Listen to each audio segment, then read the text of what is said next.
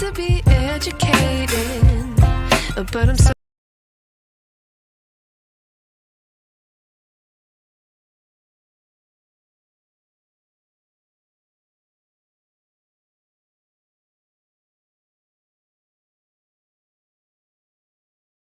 ಆಕಾಶವಾಣಿ ಕನ್ನಡ ಭಾರತಿ. ಹಿರಿಯ ವಿಮರ್ಶಕಿ doctor MS Ashadevi ಅವರೊಂದಿಗೆ ಒಂದು ಆಪ್ತ ಮಾತುಕತೆ ನಡೆಸಿಕೊಡುತ್ತಾರೆ ಡಾಕ್ಟರ್ ಬಸು ಬೇವಿನಗಿಡದ್. ಮುಗಿಲ ಮಾರಿಗೆ ರಾಗರತಿಯ ನಂಜೇರಿತ್ತ ಕೇಳಿ ಕನ್ನಡ ಭಾರತಿ.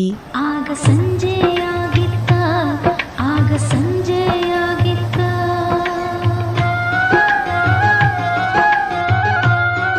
ಡಾಕ್ಟರ್ MS ಆಶಾದೇವಿ ಅವರೊಂದಿಗೆ ಡಾಕ್ಟರ್ ಬಸು ಬೇವಿನಗಿಡದ್. ಆತ್ಮೀಯರೇ, ಧಾರವಾಡ ಆಕಾಶವಾಣಿ ಸ್ಟುಡಿಯೋದಲ್ಲಿ ನಮ್ಮೊಂದಿಗೆ ಡಾಕ್ಟರ್ MS ಆಶಾದೇವಿ ಅವರಿದ್ದಾರೆ. ಡಾಕ್ಟರ್ MS ಆಶಾದೇವಿ ಅವರು ಕನ್ನಡ ವಿಮರ್ಶೆಯ ಆಶಾ ಅಂತ ನಾವು ಅನ್ಕೋಬಹುದು. ನಮಸ್ಕಾರ ಆಶಾದೇವಿ ಅವರೇ. ನಮಸ್ಕಾರ ಸರ್. ನೀವು ನಮ್ಮ ಕನ್ನಡ ವಿಮರ್ಶೆಯ ಒಂದು ಧ್ರುವ ನಕ್ಷತ್ರ ಅಂತ, ಅಂದ್ರೆ ಇತ್ತೀಚಿನ ದಿನಗಳಲ್ಲಿ ಕನ್ನಡ ಸಾಹಿತ್ಯವನ್ನ ವಿಮರ್ಶೆಗೆ ಒಡ್ಡಿದಂತ ಮಹತ್ವದ ಲೇಖಕಿ ಅಂತ ನಾವು ಅನ್ಕೋಬಹುದು. ಅಂತಹ ಆಶಾದೇವಿಯವರು 1965ರಲ್ಲಿ ಹುಟ್ಟಿದರು. ಈಗ 57-58ರ ಹರೆಯ. ಅವರು ಹುಟ್ಟಿದ್ದು ಊರು ಯಾವ್ದು ಮೇಡಮ್? ಹುಟ್ಟಿದ್ ನಿಮ್ದು? ನಂದು ದಾವಣಗೆರೆ ಹತ್ರ ಸರ್, ನೇರ್ಲಿಗೆ ಅಂತ ಒಂದು ಸಣ್ಣ ಹಳ್ಳಿ. ಅದು ನನ್ನ ತಾಯಿಯ ತವರು ಮನೆ. ಅದು ನನ್ನ ತಂದೆ ಶಿವಮೊಗ್ಗದವರು, ನನ್ನ ತಾಯಿ ದಾವಣಗೆರೆಯವರು. ಆಮೇಲೆ ಹಲವಾರು ಪುಸ್ತಕಗಳು, ಅವರ ವಿಮರ್ಶಾ ಕೃತಿಗಳು ನಮ್ಮನ್ನ ಒಂದು ಯಾವಾಗಲೂ ಒಂದು ಎಚ್ಚರದಿಂದ, ವಿವೇಕದಿಂದ ಕನ್ನಡ ಸಾಹಿತ್ಯವನ್ನ ಇಡ್ಲಿಕ್ಕೆ ಪ್ರಯತ್ನ ಮಾಡ್ಯಾವ. ಸ್ತ್ರೀ ಮತವನ್ನು ಉತ್ತರಿಸಲಾಗದೆ ಅನ್ನುವಂತಹದ್ದು ಇರಬಹುದು, ವಚನ ಪ್ರವೇಶ, ನಾರಿಕೇಳ ಅನ್ನುವಂತ ಅದು ಪುಸ್ತಕ. ಅದು ಪ್ರಜಾವಾಣಿಯಲ್ಲಿ ನಾವೆಲ್ಲ ಬಹಳಷ್ಟು ತಪ್ಪದೆ ಓದ್ತಾ ಇದ್ದೀವಿ. ಬೆಳಕಿಗಿಂತ ಬೆಳ್ಳಗೆ ಅನ್ನುವಂತ ಸಾಹಿತ್ಯ ಅಕಾಡೆಮಿಯಿಂದ ಪ್ರಕಟವಾದ ಪುಸ್ತಕ. DR ನಾಗರಾಜ್ ಅವರ ಬೆಲೆ ಬಾಳುವ ಬರಹಗಳು ಅನ್ನುವಂತ ಸಂಪಾದನಾ ಕೃತಿಯನ್ನು ಕೂಡ ಆಶಾದೇವಿ ಪ್ರಕಟ ಮಾಡಿದ್ದಾರೆ. ವೀಣಾ ಶಾಂತೇಶ್ವರ ವಾಚಿಕೆ ಅದನ್ನು ಕೂಡ ಸಂಪಾದಿಸಿ ಕೊಟ್ಟಿದ್ದಾರೆ. ನಾವೆಲ್ಲ ಮೆಚ್ಚುವಂತ ಒಬ್ಬ ಕಥೆಗಾರ್ತಿ ವೀಣಾ ಶಾಂತೇಶ್ವರ್. ಹುದುಗಲಾರದ ದುಃಖ ಅನ್ನುವಂತ ಅನುವಾದ ಸಂಯೋಜನೆಯನ್ನ ಅಹರ್ನಿಶಿ ಮೂಲಕ ಅವರು ಮಾಡಿದ್ದಾರೆ. ನಡುವೆ ಸುಳಿಯುವ ಆತ್ಮ ಅನ್ನುವಂತ ಇನ್ನೊಂದು ಪುಸ್ತಕ ಅಹರ್ನಿಶಿಯಿಂದ ಪ್ರಕಟ ಆಯಿತು. ಹರ್ ಪೋಯಮ್ಸ್ ಎಲ್ಟರ್ ವಿತ್ ಅದರ್ಸ್ ಅದನ್ನು ಮಾಡಿದ್ದಾರೆ. ಕುವೆಂಪು ಭಾಷಾ ಭಾರತಿಯಿಂದ ಬಂತು. ಉರಿ ಚಮ್ಮಾಳಿಗೆ, ಕಂಡದ್ದು ಕಂಡ ಹಾಗೆ, ಹೀಗೆ ಹಲವಾರು ತಮ್ಮ ಕೃತಿಗಳಿಂದ ಅವರು ಕನ್ನಡ ಸಾಹಿತ್ಯದಲ್ಲಿ ಗುರುತಿಸಿಕೊಂಡಿದ್ದಾರೆ. ಸಾಹಿತ್ಯ ಅಕಾಡೆಮಿಯ ಶಬ್ದನ ನಿರ್ದೇಶಕರಾಗಿ ಕೂಡ ಕೆಲಸ ಮಾಡಿದ್ದಾರೆ. ಆಶಾದೇವಿ ಅವ್ರನ್ನ ಹುಡ್ಕೊಂಡು ಬಂದಂತಹ ಪ್ರಶಸ್ತಿಗಳು MM ಕಲಬುರ್ಗಿ ರಾಷ್ಟ್ರೀಯ ಪ್ರಶಸ್ತಿ, ಪದ್ಮಭೂಷಣ ಡಾಕ್ಟರ್ B ಸರೋಜಾದೇವಿ ಪ್ರಶಸ್ತಿ, ಅಕ್ಕ ಪ್ರಶಸ್ತಿ, ನಾಡಪ್ರಭು ಕೆಂಪೇಗೌಡ ಪ್ರಶಸ್ತಿ, ಕದಳಿ ಪ್ರಶಸ್ತಿ, ವಿಚಿ ಸಾಹಿತ್ಯ ಪ್ರಶಸ್ತಿ, ಜರಗನಹಳ್ಳಿ ಸಿದ್ದಮ್ಮ ನಂಜುಂಡಮ್ಮ ಪ್ರಶಸ್ತಿ, ಹಿಂಗ ಆಮೇಲೆ ಪ್ರೊಫೆಸರ್ GS ಶಿವರುದ್ರಪ್ಪ ಪ್ರಶಸ್ತಿ, ಈ ರೀತಿ ಇನ್ಫೋಸಿಸ್ ಪ್ರಶಸ್ತಿ, ಹಲವಾರು ಪುರಸ್ಕಾರಗಳು MS ಆಶಾದೇವಿ ಅವರನ್ನ, ಅವರ ಕಾರ್ಯವನ್ನ, ಅವರ ವಿಮರ್ಶೆಯ ಕೆಲಸವನ್ನ ಮೆಚ್ಚಿಕೊಂಡು ಅವರನ್ನ ಹುಡ್ಕೊಂಡು ಬಂದವ. ಅಂತಹ MS ಆಶಾದೇವಿ ಅವ್ರನ್ನ ನಮ್ಮ ಲಕ್ಷಾಂತರ ಕೇಳುಗರ ಪರವಾಗಿ ಅವ್ರನ್ನ ಮಾತಾಡ್ಸ್ಲಿಕ್ಕೆ ನಮಗೆ ಬಹಳ ಖುಷಿ. ಆಶಾದೇವರೇ, ನೀವು ಧಾರವಾಡಕ್ಕೆ ಒಂದು ಬೇರೆ ಕೆಲಸಕ್ಕೆ ಬಂದಿದ್ರಿ, ಅದಕ್ಕೆ ನಾನು ನಿಮ್ಮನ್ನ ಮಾತಾಡ್ಸ್ಲಿಕ್ಕೆ ಕೂತಿದ್ದೀನಿ. ಧಾರವಾಡಕ್ಕೆ ಬಹಳ ಸಲ ಬಂದಿದ್ದೀರಿ. ಧಾರವಾಡಕ್ಕೆ ಬಂದಾಗೆಲ್ಲ ಏನ್ ಅನಿಸ್ತಿರ್ತದ ಆಶಾದೇವಿಗೆ? ಧಾರವಾಡ ನನಗೆ ಬಹಳ ಪ್ರಿಯವಾದ ಊರು. ನನಗೆ ಸರ್ಕಾರಿ ಕೆಲಸ ಸಿಕ್ಕ ಹೊತ್ನಲ್ಲಿ ನನಗೆ ಆರಿಸ್ಕೋಬೇಕು ಅಂತ ಹೇಳಿದಾಗ ನಾನು ಮೊದಲು ಕೇಳಿದ ಊರೇ ಧಾರವಾಡ ಆಗಿತ್ತು. ಆದ್ರೆ ಆವಾಗ ಧಾರವಾಡದಲ್ಲಿ ಇನ್ನೂ ಸರ್ಕಾರಿ ಪ್ರಥಮ ದರ್ಜೆ ಕಾಲೇಜ್ ಇರಲಿಲ್ಲ. ಅದರಿಂದ ನಾನು ಕೋಲಾರಕ್ಕೆ ಹೋದೆ. ಆವಾಗ ಧಾರವಾಡ ಯಾರಿಗೆ ಸೇರಿದು?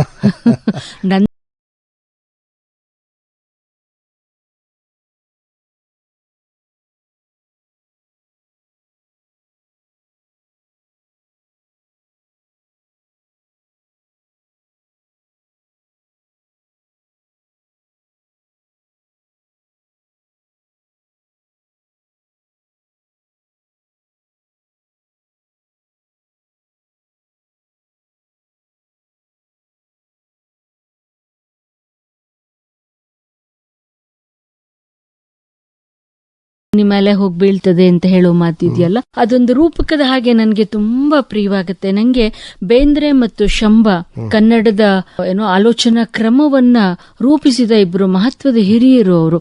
ಅವರಿಬ್ರು ಬೇರೆ ಬೇರೆ ದಾರಿಗಳಿಂದ ಕನ್ನಡ ಸಂಸ್ಕೃತಿಯನ್ನ ಕಟ್ಟೋದಕ್ಕೆ ಪ್ರಯತ್ನ ಪಟ್ರು. ಅದರಿಂದ ನಂಗೆ ಶಂಭಾನು ತುಂಬಾ ಪ್ರೀತಿಯವರು. ಬೇಂದ್ರೆ ಅಂತೂ ನನ್ನ ಜೀವಕ್ಕೆ ಹತ್ತಿರವಾದ ಕವಿ.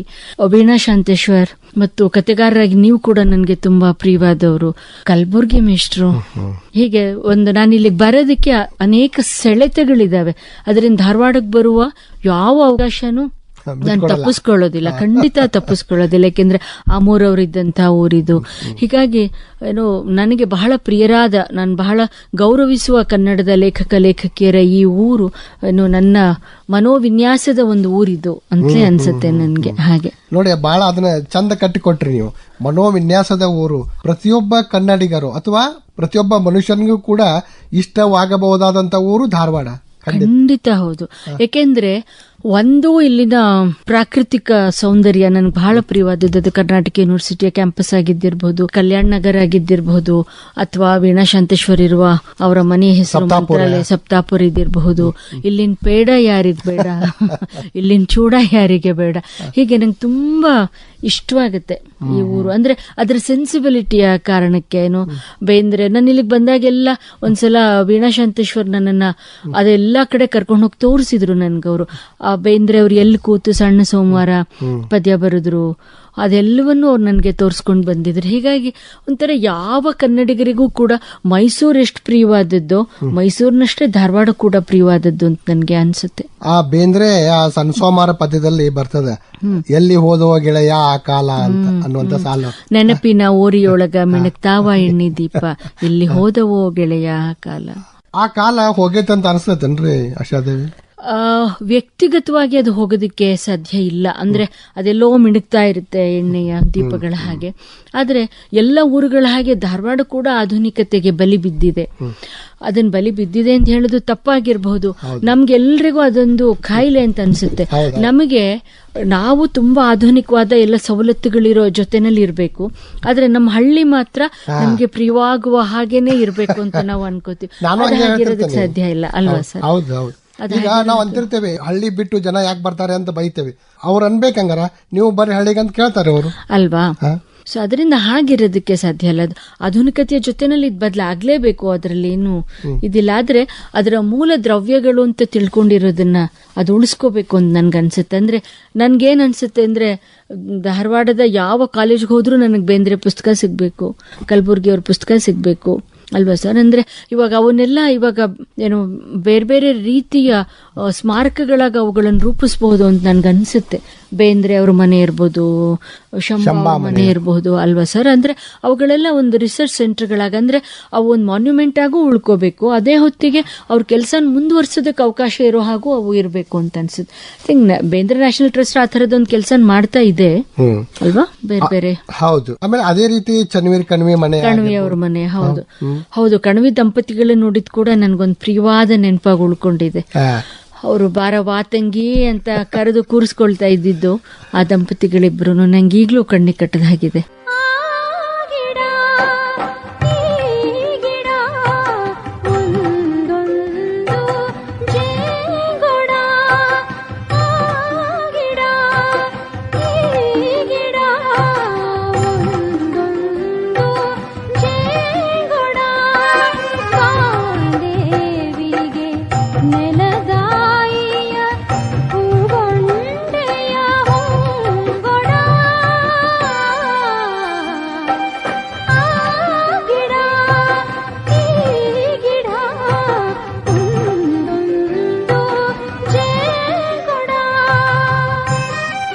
ದಂಪತಿಗಳು ನೋಡ್ರಿ, ಆ ಶಾಂತಾದೇವಿ ಅವರು ಬಹಳ ಒಳ್ಳೊಳ್ಳೆ ಕತೆ ಕೂಡ ಬರ್ದಿದ್ದಾರೆ.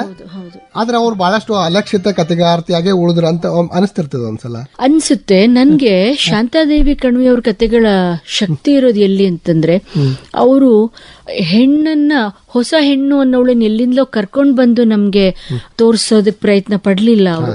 ಅವ್ರ ಕತೆಗಳಲ್ಲಿ ಶ್ರೀಸಾಮಾನ್ಯರು ನಾವೇನ್ ಕರಿತೀವಿ, ಆ ಸಾಮಾನ್ಯ ಹೆಣ್ಮಕ್ಕಳ ಬದುಕಿನಲ್ಲೇನೇನೆ ಅವರು ಆ ಬಿಕ್ಕಟ್ಟುಗಳನ್ನ ಎದುರಿಸುವ ಕ್ರಮದಲ್ಲೇ ಹೆಣ್ಮಕ್ಕಳು ಎಷ್ಟು ಶಕ್ತಿವಂತರಲ್ಲ ಅನ್ನೋದನ್ನ ಹೇಳೋದಕ್ಕೆ ಪ್ರಯತ್ನ ಪಟ್ರು ಅನ್ಸುತ್ತೆ.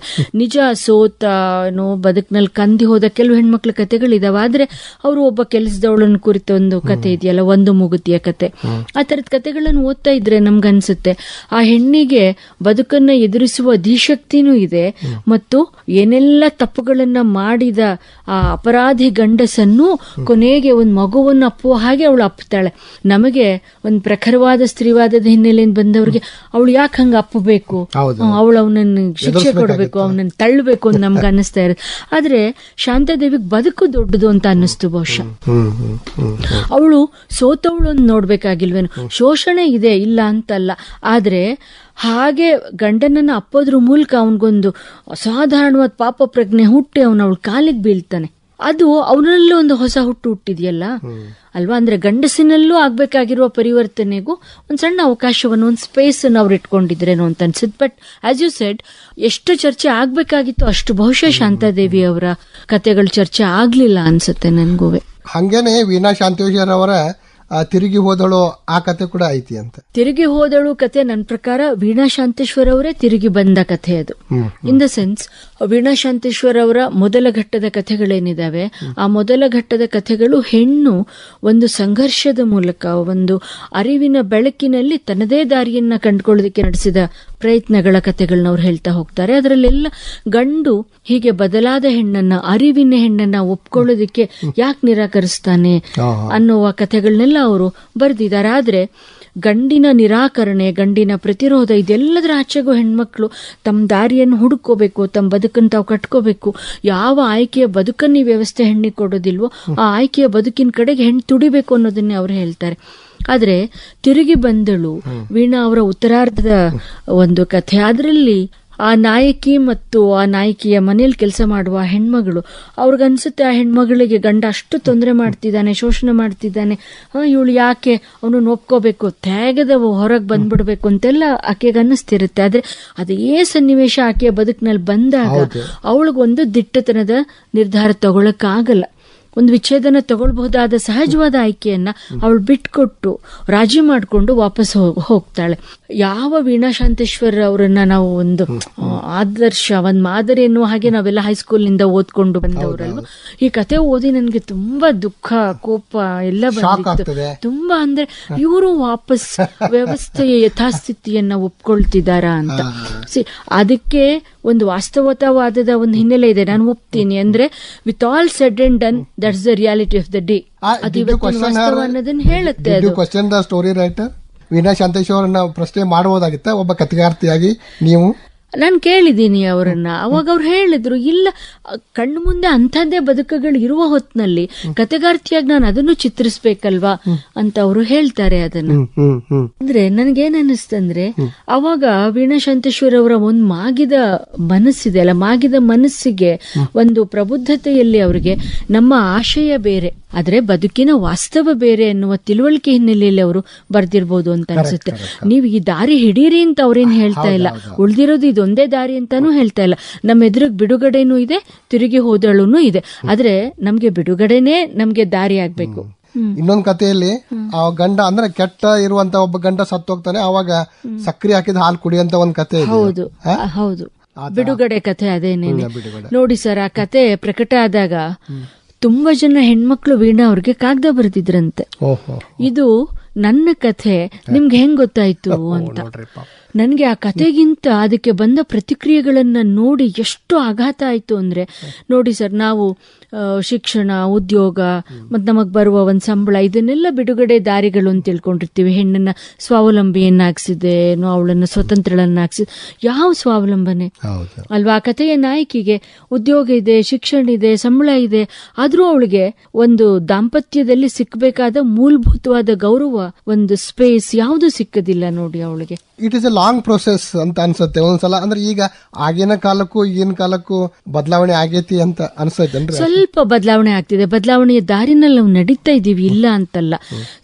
ನಾನು ಯಾವಾಗ್ಲೂ ಹೇಳ್ತಾ ಇರ್ತೀನಿ, ಮೊಲ ಮತ್ತು ಆಮೆಯ ಕಥೆ ಮತ್ತು ಹೆಣ್ಣಿನ ಸಂಕಥನ ಎರಡಕ್ಕೂ ಜೀವಕರುಳ ಸಂಬಂಧ ಇದೆ ಅಂತ ಹೇಳ್ತಾ ಇರ್ತೀನಿ ನಾನು. ಅಂದ್ರೆ ಮೊಲ ಮತ್ತು ಆಮೆಯ ರೇಸ್ ನಲ್ಲಿ ಕೊನೆಗೂ ಅದು ಗೆಲ್ಲುತ್ತಲ್ಲ, ಆಮೆ ಹಾಗೆ ಹೆಣ್ಮಕ್ಳು ಹೋರಾಟ ಅಂತ ನಾನು ಹೇಳ್ತಾ ಇರ್ತೀನಿ. ಅಂದ್ರೆ ನಾವು ನಿಧಾನವಾಗಿ ಇವಾಗ ಸ್ತ್ರೀವಾದ, ಹೆಣ್ಣಿನ ಹೋರಾಟ ಎಲ್ಲ ನಾವು ಅದಕ್ಕೆ 100 ವರ್ಷದ ಇತಿಹಾಸ ಇದೆ ಅಂತೆಲ್ಲ ಮಾತಾಡ್ತಿರ್ತೀವಿ. 100 ವರ್ಷದ ಇತಿಹಾಸ ಅಲ್ಲ ಅಂತ ನಾ ಹೇಳ್ತೀನಿ. ನಾ ಹೇಳೋದು ಯಾವತ್ತು ಗಂಡಾಳಿಕೆ ಅನ್ನೋದು ಅದರದ್ದೊಂದು ಚಹರೇನ್ ಪಡ್ಕೋತೋ ಅವತ್ತೇ ಹೆಣ್ಣಿನ ಹೋರಾಟನೂ ಶುರು ಆಗಿರುತ್ತೆ ಅಲ್ವಾ. ಅಂದ್ರೆ ಎಲ್ಲ ಹೆಣ್ಮಕ್ಳಿಗೂ ಅನ್ಸಿರುತ್ತೆ ಇದು ತಪ್ಪು, ಇದು ನನ್ನ ಮೇಲೆ ಆಗ್ತಿರೋ ದಬ್ಬಾಳಿಕೆ, ಶೋಷಣೆ ಅಂತ ಅನ್ನಿಸ್ತಿರುತ್ತೆ. ಅವಳಿಗೆ ತಿಳಿದ ರೀತಿಯಲ್ಲಿ, ತಿಳಿದ ಮಾರ್ಗದಲ್ಲಿ, ಅದು ಸಣ್ಣದೋ ದೊಡ್ಡದೋ, ಸೋಲ್ತಾಳೋ ಗೆಲ್ತಾಳೋ, ಅವಳು ಪ್ರತಿರೋಧವನ್ನಂತೂ ತೋರಿಸ್ತಾನೆ ಬಂದಿದ್ದಾಳೆ ಅಂತ ನನಗೆ ಅನ್ಸುತ್ತೆ. ಆದ್ರೆ ಅದು ಎಲ್ಲಾ ಆಗ್ಬೇಕಾದ್ರೆ ಬಹಳಷ್ಟು ವ್ಯಾಳೆ ಬೇಕಾಗ್ತದೆ ಅಂತ ಹಿಂಗೆ ಯಾವಾಗ್ಲೂ ಕೂಡ ತುಂಬಾ ಬೇಕು ಸರ್. ಎಷ್ಟೋ ಸಲ ನಂಗೆ ನರಸಿಂಹಸ್ವಾಮಿ ಅವ್ರ ಮಾತು ನೆನಪಾಗ್ತಿರುತ್ತೆ, ನನಗಿಂತ ಮೊದಲೇ ಬದಲಾದ ಬಂಡೆಯ ಕಂಡೆ. ಬಂಡೆ ಬೇಕಾದ್ರೆ ಬದಲಾಗಬಹುದು, ಆದ್ರೆ ಈ ವ್ಯವಸ್ಥೆ ಬದಲಾಗೋದು ಅಷ್ಟು ಸುಲಭದ್ದಲ್ಲ. ಅದರಿಂದಲೇ ಇವತ್ತು ನಾವು ಹೇಳೋದು ಏನಂದ್ರೆ, ವ್ಯವಸ್ಥೆ ತನ್ನಷ್ಟಕ್ಕೆ ತಾನು ಬದಲಾಗಲ್ಲ, ಮೊದಲು ನಾವು ಬದಲಾಗ್ಬೇಕು ಹೆಣ್ಮಕ್ಳು. ನಮ್ಮ ಬದಲಾವಣೆಯಿಂದ ನಾವು ವ್ಯವಸ್ಥೆಯ ಮೇಲೊಂದು ಹಕ್ಕೊತ್ತಾಯವನ್ನು ತರಬೇಕು ಬದಲಾವಣೆಗೆ ಅಂತ ಅನ್ಸುತ್ತೆ. ನಾವು ಅನ್ಕೋತೀವಿ ಈ ಕಾನೂನು ಮತ್ತೊಂದು ಅದನ್ನೆಲ್ಲ ಮಾಡಿದ ವ್ಯವಸ್ಥೆ ಅದನ್ನು ಬದಲು ಮಾಡಿಕೊಂಡು ನಮ್ಮನ್ನು ಬದಲಾಯಿಸ್ಬೇಕಂತ. ಅದು ಹಂಗ ಆಗೋದಿಲ್ಲ ಅಂತ ಇವಾಗ ನಮ್ಗೆಲ್ರಿಗೂ ಗೊತ್ತಾಗಿದೆ. ಅಂದ್ರೆ ಆ ದಾರಿಯಲ್ಲಿ ಅವಳಿಗೆ ಮೊದಲು ಹೆದರಿಕೆ ಆಗ್ತದೆ, ಆದ್ರೆ ಆ ಹೆದರಿಕೆಯನ್ನ ಮೆಟ್ ನಿಲ್ಬೇಕು ಅಂತ ಹೇಳ್ತೀರಿ ಆಶಾದೇವಿ? ನನ್ಗೆ ಏನ್ ಅನ್ಸುತ್ತಂದ್ರೆ, ಹೆದರಿಕೆ ಬಹುಶಃ ಹೆಣ್ಣಿನಲ್ಲಿ ಇರೋದಿಲ್ಲ, ಅದು ಇರಬೇಕು ಅಂತ ಈ ಗಂಡಾಳಿಕೆ ಒಂದು ಕರಾರನ್ ಮಾಡುತ್ತೆ, ಒಂದು ಮಿಥ್ಯೆ. ಅಂದ್ರೆ ಹೆದರಿದ ಹಾಗೆ ನಟಿಸ್ಬೇಕು. ಆಯ್ತಾ ಸರ್? ಅಂದ್ರೆ ಇವಾಗ ನೋಡಿ, ನಮ್ ಸೀತೆನೋ, ದ್ರೌಪದಿನೋ, ಅಹಲ್ಯನೋ, ಶಕುಂತಲೆನೋ ಅವ್ರು ಹೆದರ್ಕೊಂಡ್ರು ಅಂತ ಅನಿಸ್ತದ ನಿಮ್ಗೆ? ಅವ್ರು ಹೆದರೋದಿಲ್ಲ. ಯಾಕೆಂದ್ರೆ ಬದುಕಿನ ಯಾವ ಕಷ್ಟಗಳಿಗೂ ಹೆಣ್ಮಕ್ಳು ಹೆದರೋದಿಲ್ಲ. ಅಲ್ಲ, ಗಂಡ ಕ್ರೌರ್ಯ ಮಾಡಿದಾಗ ಅವನ ಕ್ರೂರತೆಯನ್ನ ಕಂಡು ಅವಳಿಗೆ ಏನ್ ಮಾಡ್ಬೇಕಂತ ದಿಕ್ಕು ತೋಚಂಗಿಲ್ಲ. ಹೌದು, ಅಂದ್ರೆ ಇವಾಗ ಸಿಮೆಣ್ಣೆ ಹಾಕಿ ಸುಡೋದು ಮತ್ತೊಂದು ಅಂತ ಕ್ರೌರ್ಯಗಳು ಇದಾವೆ, ಇಲ್ಲ ಅಂತ ನಾನು ಹೇಳೋದಿಲ್ಲ. ಅಂತ ಹೊತ್ನಲ್ಲಿ ಆ ಹೆಣ್ಮಕ್ಳಿಗೆ ಯಾಕೆ ಹಂಗೆ ಅವ್ರು ನಡ್ಕೋತಾರೆ ಅಂದ್ರೆ, ಅದಕ್ಕೂ ಅವಕಾಶ ಇಲ್ದಲೇ ಇರುವ ಹಾಗೆ ಅವ್ರನ್ನ ತುಂಬಾ ಹುನ್ನಾರಗಳಲ್ಲಿ ಅವ್ರನ್ನ ಕೊಂದಿರ್ತಾರೆ ಅನ್ನೋದೆಲ್ಲ ಬೇರೆ. ಮೊದಲು ಹೆಣ್ಣನ್ನು ವಿಧೇಯರಾಗಿರ್ತಾರೆ, ಅಷ್ಟೆಲ್ಲ ಕ್ರೌರ್ಯ ತಡ್ಕೊಂಡು ಕೂಡ ಯಾಕೆ ವಿಧೇಯರಾಗಿ ಉಳಿಬೇಕಾಗ್ತದೆ? ವಿಧೇಯರಾಗಿ ಅದೇ ಹೇಳೋದು, ಅದನ್ನೇ ನಮ್ಗೆ ಬದುಕಿನ ಪಾಠ ಅಂತ ಹೇಳಿಕೊಡಲಾಗಿರುತ್ತೆ ಹೆಣ್ಮಕ್ಳಿಗೆ. ಅತ್ತೆ ಮಾವರಿ ಗಂಜಿ ಸುತ್ತೇಳು ನೆರೆಗಂಜಿ ಅಲ್ವಾ ಸರ್? ದಾಂಪತ್ಯ ಅಂದ್ರೆ ರಾಜಿ ಅಂತ ಹೇಳ್ತೀವಿ, ಆದ್ರೆ ರಾಜಿಯಲ್ಲಿ 90% ಹೆಣ್ಣಿನದ್ದು ಅಂತ ಹೇಳ್ತೀವಿ ಅಲ್ವಾ? ಯಾವ ಬೇಂದ್ರೆ ಸಖಿ ಗೀತದ ಬೇಂದ್ರೇನೋ, ಸಖಿ ನಮ್ಮ ಸಖ್ಯಾದ ಆಖ್ಯಾನ ಅಂತ ಹೇಳಿದ್ರು, ಅಂತಹ ಬೇಂದ್ರೆ ಕೂಡ ಆರಂಭದಲ್ಲಿ ಆಡದಿರು ಎನೆಗೆ ಇದಿರಾಡದಿರು ಅಂದ್ರಲ್ವಾ? ಮಾಡದಿರು ಬಾಳನ್ನು ಬೇಳೆಯಂತೆ ಕೂಡಿರಲಿ ಬಾಳು ಇಡಿಗಾಳಿನಂತೆ. ನೋಡಿ ಸರ್, ಎಂತ ಹೆದರಿಕೆ ಅಲ್ವಾ ಅದು? ಹೆದರಿಕೆಯನ್ನು ಹುಟ್ಟಿಸೋದಲ್ವಾ? ನೋಡಿ, ಅಂದ್ರೆ ಹೆಣ್ಮಕ್ಳಿಗೆ ಒಂದು ಸಾಮಾಜಿಕವಾದ ಫೋಬಿಯಾನ ಹಾಗೆ ಕೂರ್ಸಿ ಅವರು ರಾಜಿಯಾಗುವ ಹಾಗೆ, ಬಾಯಿ ಮುಚ್ಕೊಳ್ಳುವ ಹಾಗೆ ಮಾಡುತ್ತೆ ಈ ವ್ಯವಸ್ಥೆ ಅಂತ ಅನ್ಸುತ್ತೆ. ಆಮೇಲೆ ಒಂದ್ಸಲ ಅದು ಗಂಡ ಹೆಂಡತಿ ಇಬ್ಬರೇ ಇರಬೇಕಾದ್ರೆ ಪುರುಷನ ದೈಹಿಕ ಬಲ ಕೂಡ ಇಂಥವೆಲ್ಲ ಆಗ್ತಿರ್ತವೆ ಅಂತ ಆಗ್ತಾ ಇರುತ್ತೆ. ಅಂದ್ರೆ ದೈಹಿಕ ಬಲ ಮನೋಬಲಕ್ಕಿಂತ ದೊಡ್ಡದು ಅಂತ ಅಸಹಾಯಕನಾಗಿ ಗಂಡು ಟ್ರೈ ಮಾಡ್ತಾನೆ ಅನ್ಸುತ್ತೆ ನಂಗೆ.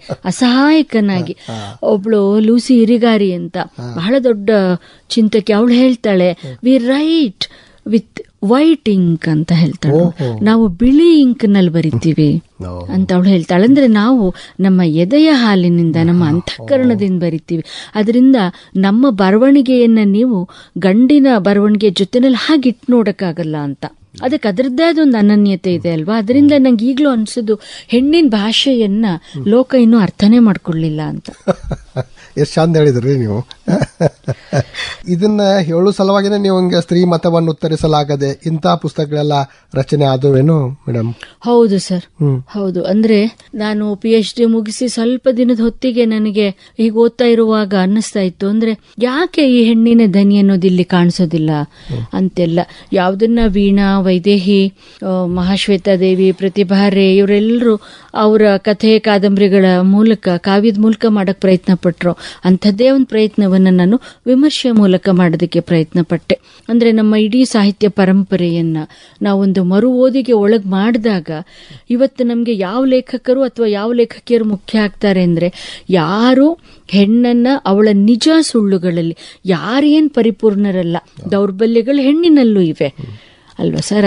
ಅದರಿಂದ ಯಾರು ನಿಜ ಸುಳ್ಳುಗಳನ್ನ ಹೇಳೋದಕ್ಕೆ ಪ್ರಯತ್ನ ಪಡ್ತಾರೋ ಅಂಥವ್ರು ಮಾತ್ರ ದೊಡ್ಡವರು ಅಂತ ಅನ್ಸುತ್ತಲ್ವಾ. ಈಗ ಕಾರಂತರು, ಲಂಕೇಶ್, ಕುವೆಂಪು, ಇವರೆಲ್ಲ ನಮ್ಮ ಶಾಂತಿನಾಥ್ ದೇಸಾಯಿ ನಿಮ್ಮೂರ್ನವರು, ಅವರೆಲ್ಲರೂ ಬಹಳ ದೊಡ್ಡ ಲೇಖಕರು ನನಗನ್ಸುತ್ತೆ. ಯಾಕೆಂದ್ರೆ ಅವರು ಹೆಣ್ಣನ್ನ ಒಳಗೊಳ್ಳೋದಕ್ಕೆ ಪ್ರಯತ್ನ ಪಟ್ರು ಅನ್ನುವ ಕಾರಣಕ್ಕೆ.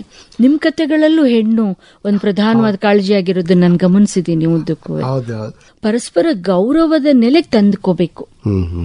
ಗಾಂಧಿ ನಾನು ಅರ್ಧ ಹೆಣ್ಣು ಅಂತ ಸುಮ್ಮನೆ ಹೇಳಿದ್ದಲ್ಲ ಅಲ್ವಾ ಸರ್? ಅಂದ್ರೆ ಇವಾಗ ನಮ್ಮ ಊರಿನ ಧಾರವಾಡದ ಬೇಂದ್ರೆಯವರನ್ನೇ ನೋಡಿದ್ರೆ ಮನದನ್ನೆಯ ಬೇಂದ್ರೆಗೂ ಸಖಿಗೀತದ ಬೇಂದ್ರೆಗೂ ಎಷ್ಟು ವ್ಯತ್ಯಾಸ ಇದೆ ಅಲ್ವಾ? ಅದು ಯಾಕೆ ಹಂಗಾಯ್ತಂದ್ರೆ ಬೇಂದ್ರೆ ಹೆಣ್ಣನ್ನು ಒಳಗೊಂಡ್ರು ಅನ್ನುವ ಕಾರಣಕ್ಕೆ. ಅದರಿಂದ ಬೇಂದ್ರೆಯವರನ್ನ ಮಾತೃಪ್ರಜ್ಞೆಯ ಕವಿ ಅಂತ ಕರೆದ್ರೆ ನನ್ಗದು ಅಪೂರ್ಣ ಅಂತ ಅನ್ಸುತ್ತೆ. ಅದು ಕೇವಲ ಮಾತೃಪ್ರಜ್ಞೆಯ ಕವಿ ಅಲ್ಲ. ಅವರು ಹೆಣ್ಣನ್ನ ಅವಳ ಎಲ್ಲ ಸುಖ ದುಃಖಗಳೆಲ್ಲ ಅದರಲ್ಲಿ ಅವಳು ಹೇಳ್ತಾಳೆ ನೋಡಿ ಸಖಿಗೀತದಲ್ಲಿ.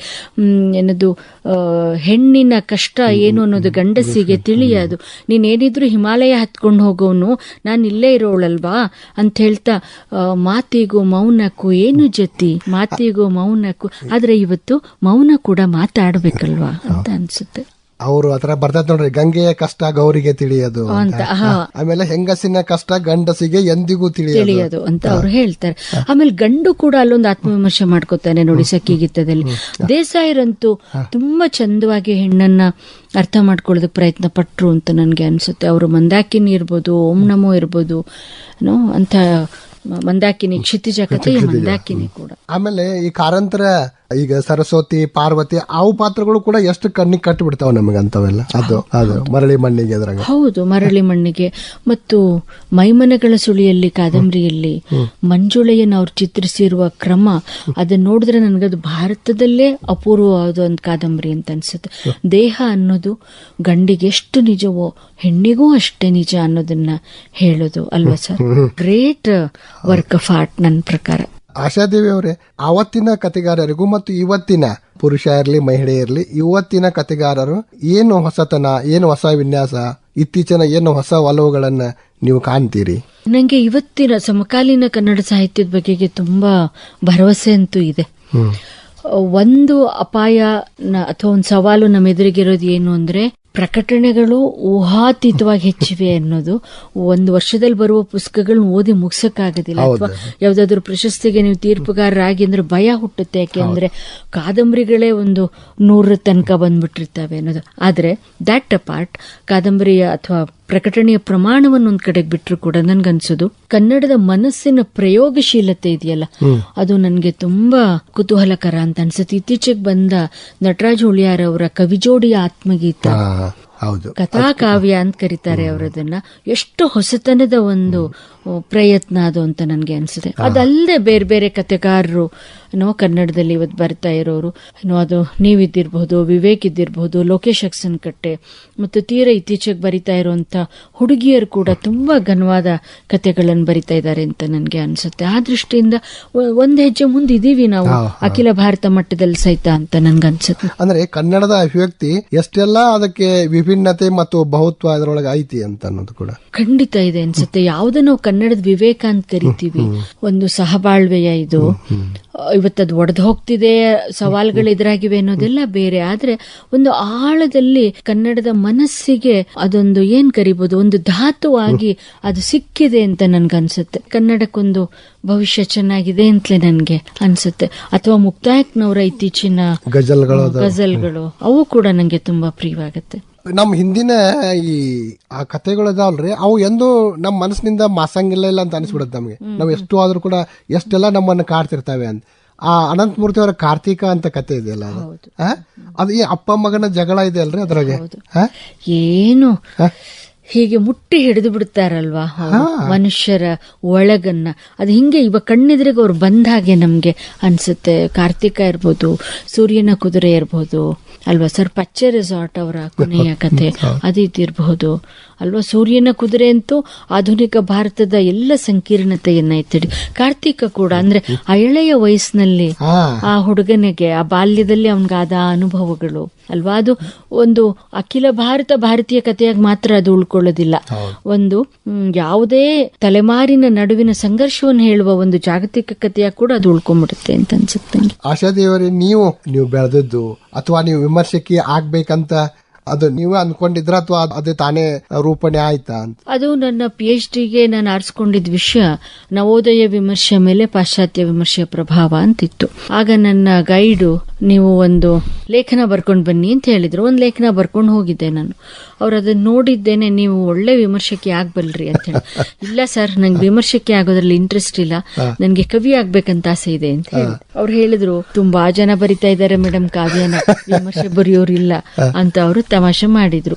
ಆದ್ರೆ ನಿಧಾನವಾಗಿ ಆ PhD ಮುಗಿಸೋ ಹೊತ್ತಿಗೆ ನನಗೆ ನನ್ನ ಕ್ಷೇತ್ರ ಸ್ಪಷ್ಟ ಆಗಿತ್ತು. ನನ್ಗನ್ಸಿತ್ತು ವಿಮರ್ಶೆ ಕೂಡ ತುಂಬಾ ಸೃಜನಶೀಲವಾದದ್ದು ಮತ್ತು ಅದಕ್ಕೆ ಒಂದು ನಿರ್ಣಾಯಕವಾದ ಪಾತ್ರವನ್ನು ನಿಭಾಯಿಸೋದಕ್ಕೆ ಅವಕಾಶ ಇದೆ ಅಂತ ಅನ್ಸಿತ್ತು. ಹೀಗಾಗಿ ವಿಮರ್ಶೆಯನ್ನು ನಾನು ಆರಿಸ್ಕೊಂಡೆ. And I am so happy about it. ನಾನು ವಿಮರ್ಶಾ ಕ್ಷೇತ್ರನ ಆರಿಸ್ಕೊಂಡಿದ್ರ ಬಗೆಗೆ ನಂಗೆ ತುಂಬಾ ಸಂತೋಷ, ಸಮಾಧಾನ ಎರಡೂ ಇದೆ. ಇತ್ತೀಚೆಗೆ ಆ ಕ್ಷೇತ್ರಕ್ಕೆ ಬಹಳ ಜನ ಅದನ್ನ ಆಯ್ಕೆ ಮಾಡ್ಕೊಳ್ತಾ ಇಲ್ಲ ಅಥವಾ ಅದರಲ್ಲಿ ಗಂಭೀರವಾಗಿ ತೊಡಗಿಸ್ಕೊಳ್ತಾ ಇಲ್ಲ ಅನ್ನುವಂತ ಮಾತು ಕೂಡ ಕೇಳಿ ಬರ್ತಿರ್ತದೆ. ಅದಕ್ಕೆ 2-3 ಕಾರಣ ಇದೆ. ಒಂದು, ಇವಾಗ ಎಲ್ರಿಗೂ ತಾವು ಕವಿ ಆಗ್ಬೇಕು, ಕಥೆಗಾರರಾಗಬೇಕು ಅಂತ ಒಂದು ಸಹಜವಾದ ಆಸೆ ಇದೆ.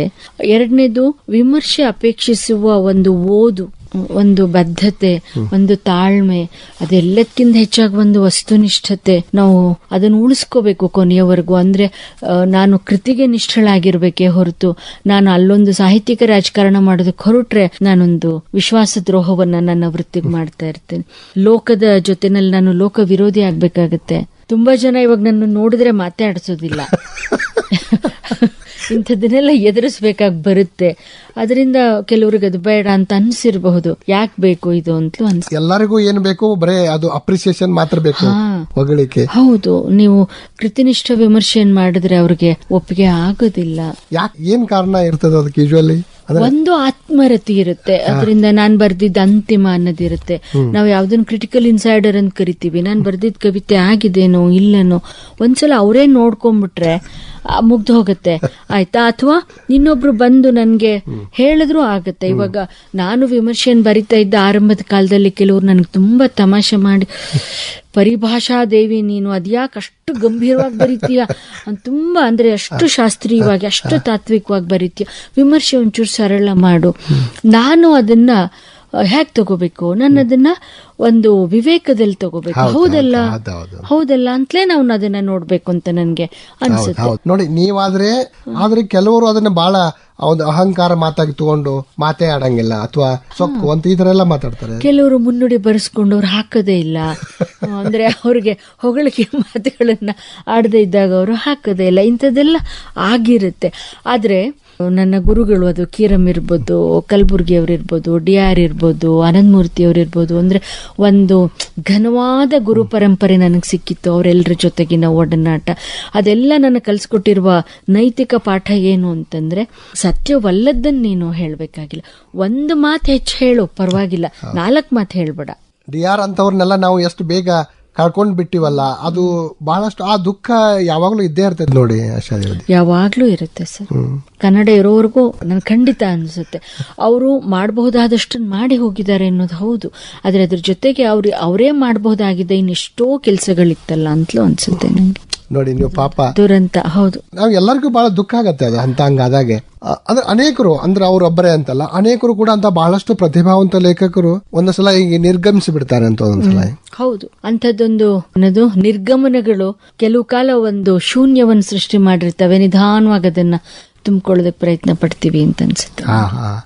ತುಂಬಾ ಒಳ್ಳೊಳ್ಳೆ ನಾಟಕಗಳನ್ನ ನಾನು ನೋಡ್ತಾ ಇದ್ದೆ ಅವಾಗ. ನಮ್ಮ ತಂದೆಯ ಕಾಲದಲ್ಲಿ ಲಕ್ಷಾಪತಿ ರಾಜನ ಅಂತ ಒಳ್ಳೆ ನಾಟಕಗಳನ್ನೆಲ್ಲ ಮೊದಲನೇ ಶೋಗೆ ಹೋಗಿ ನಾವು ನೋಡ್ತಾ ಇದ್ವು, ನಾನು ನಮ್ಮ ತಂದೆ. ರಾಜ್ಕುಮಾರ್ ಯಾವ್ದಾರ ಸಿನಿಮಾ ನೋಡಿದಿರಿ? ರಾಜ್ಕುಮಾರ್ದು ಬಂಗಾರದ ಮನುಷ್ಯ ನೋಡಿದ್ದೀನಿ, ಕಸ್ತೂರಿ ನಿವಾಸ ನೋಡಿದ್ದೀನಿ.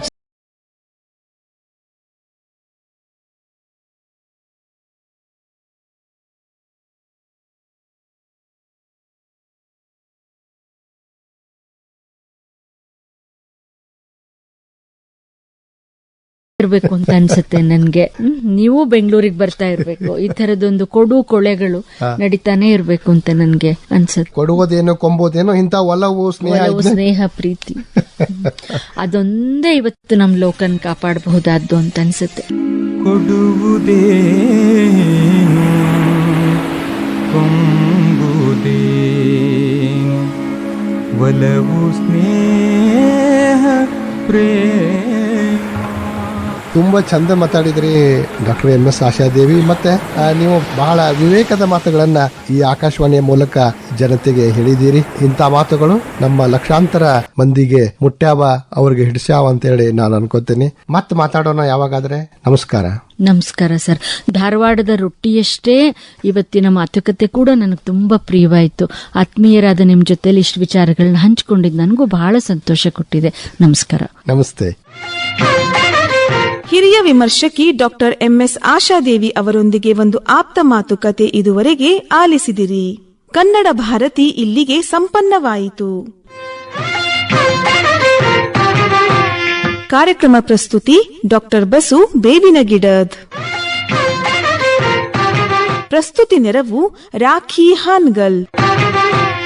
ಧಾರವಾಡ ಆಕಾಶವಾಣಿ ಕೇಂದ್ರದಲ್ಲಿ ಸಿದ್ಧಪಡಿಸಲಾದ ಈ ಕಾರ್ಯಕ್ರಮ ರಾಜ್ಯದ ಎಲ್ಲ ಆಕಾಶವಾಣಿ ಕೇಂದ್ರಗಳಿಂದ ಏಕಕಾಲಕ್ಕೆ ಪ್ರಸಾರವಾಯಿತು.